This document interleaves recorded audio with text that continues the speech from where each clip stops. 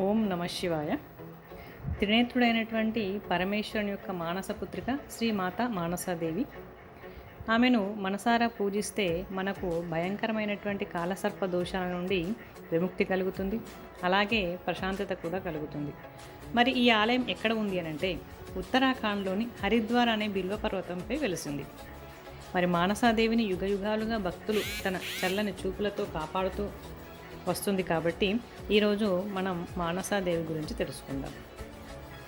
సరే, మరి మన మానసాదేవి యొక్క సోదరుడైనటువంటి వాసుకి మనకు తెలిసే ఉంటుంది. మరి మానసాదేవికి మరో పేరు జరత్కారువు. అయితే ఈమెను జరత్కారుడు అనే మహర్షికి ఇచ్చి వివాహం చేస్తారు. వీరిద్దరిది ఒకే పేరు కావడంతో పరమేశ్వరుని యొక్క మానసపుత్రిక అయినటువంటి మానసాదేవికి మహర్షికి కలిగినటువంటి సంతానం అస్థీకుడు. మరి అస్థీకుని గురించినటువంటి విషయం మనం ఈ యొక్క వీడియోలో తెలుసుకుందాం. అయితే ఒక రోజున జనమేజయరాజు సర్పయాగం ప్రారంభిస్తాడు. తన తండ్రి పరీక్షిత్తు మహారాజును తక్షకుడనే నాగు చంపడంతో ఆయన ఆగ్రహం చెంది కోపావేశంతో ఈ యాగాన్ని ప్రారంభిస్తాడు.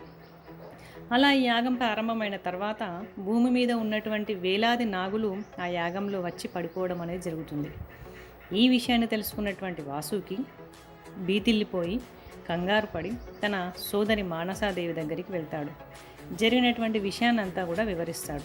అప్పుడు మానసాదేవి తన కుమారుడైనటువంటి అస్థీకుని గురించి చెప్పి ఈ యజ్ఞాన్ని నిలిపివేయడానికి కేవలం అస్థీకునికి మాత్రమే సాధ్యమవుతుంది అని చెప్పి ఆ యొక్క యాగం జరుగుతున్నటువంటి ప్రదేశానికి పంపివేయడం జరుగుతుంది. ఆ యొక్క మహర్షి వెళ్తాడు. అస్థీకుడు జనమేజయ మహారాజు అతన్ని చూసి మీరు వచ్చినటువంటి కారణం మాకు విన్నవించండి అని చెప్పేసి సాదరంగా ఆహ్వానిస్తాడు.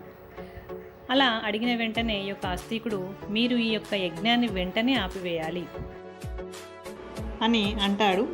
అలా అనడంతో జనమేజయుడు ఆ యొక్క యాగాన్ని నిలిపివేస్తాడు. దానితో సర్ప సంహారం అంతా కూడా నిలిచిపోతుంది. దీనితో నాగులన్నీ కూడా సంతోషపడి ఆ యొక్క మానసాదేవి దగ్గరికి వెళ్ళి ఆ యొక్క మానసాదేవిని ఎంతో గౌరవంగా పూజించడం జరుగుతుంది.